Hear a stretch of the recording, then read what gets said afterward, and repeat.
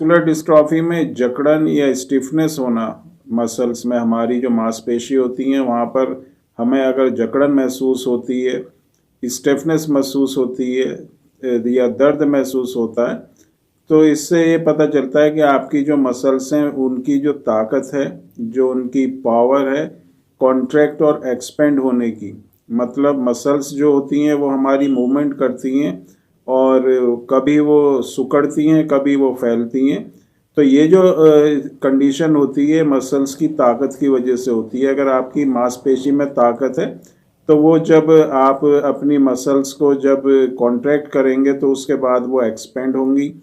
Expand होने के बाद वो ताकत के साथ कॉन्ट्रैक्ट होंगी। तो ये अगर आपकी मांसपेशी में ताकत है तो वो इस तरह की मूवमेंट करती हैं। लेकिन मस्कुलर डिस्ट्रॉफी में जब हमारी मांसपेशी कमज़ोर हो जाती हैं तो ये कॉन्ट्रैक्शन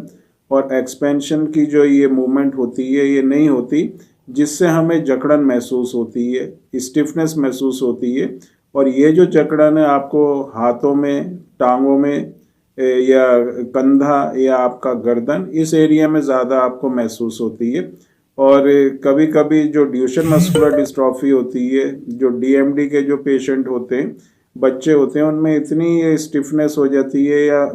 मसल्स इतनी सिकुड़ जाती हैं कि उनके जो हाथ हैं या वो पैर हैं वो भी टेढ़े होने लगते हैं। हाथ पैरों में अगर आप देखेंगे तो तिरछे होने लगेंगे, टेढ़े होने लगेंगे, क्योंकि मसल्स जब पूरी तरह से फैलेंगी नहीं तो वो क्या होंगी, सिकुड़ने लगेंगी। और जब सिकुड़ेंगी तो उसके साथ जो है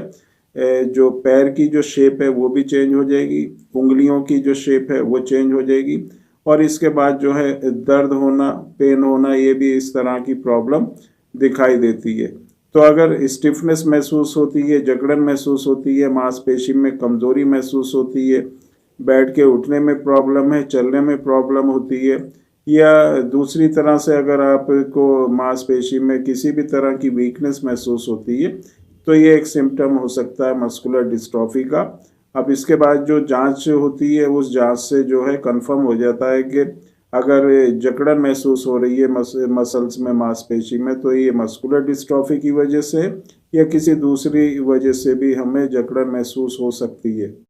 तो कंधे में, कमर में, हाथों में, पैरों में, गर्दन में, कहीं पर भी अगर जकड़न महसूस हो और ये अगर इस तरह की कंडीशन लंबे टाइम तक रहती है तो जांच कराना बहुत ही ज़रूरी है। और जो जांच कराई जाती है, जो सबसे ज़रूरी और पहली जांच होती है, वो हमारा सीपीके ब्लड टेस्ट से हम सीपीके की जांच करते हैं। और सीपीके टेस्ट से अगर उसका जो रेंज है वो बढ़ी हुई आती है तो इससे बहुत हद तक हमें कंफर्म हो जाता है कि ये जो जकड़न या मांसपेशी की प्रॉब्लम है, वीकनेस है, कमज़ोरी है, वो मस्कुलर डिस्ट्रॉफी की वजह से है। तो अगर किसी को इस तरह के सिम्टम महसूस होते हैं, जकड़न महसूस होती है, मांसपेशी में कमज़ोरी महसूस होती है, मूवमेंट में प्रॉब्लम होती है, चलने में प्रॉब्लम होती है, तो आप एक तरह से सावधान हो जाएं कि ये मस्कुलर डिस्ट्रॉफी हो।